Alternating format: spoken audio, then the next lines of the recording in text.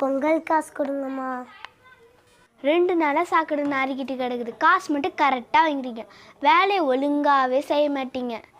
சம்பளம் தான் தராங்களே, அப்போயே உங்களுக்கு எக்ஸ்ட்ரா காசு. இதுக்கு காசே வேணாம்மா, நானும் மனுஷி தானே, இதுவும் ஒரு வேலை தானே. வேலைக்கு கொஞ்சம் மரியாதை கொடுத்து பேசுங்கம்மா. மரியாதையா? உனக்கா? குப்பை தானே அல்ற? பெரிய டீச்சர் அம்மாவா நீ? துப்புரவு பணி தூய்மையான பணிமா. மனசை குப்பையாக வச்சுக்கிற சில மனிதரை விட நாங்கள் ராஜ நட போட்டு போகலாமா.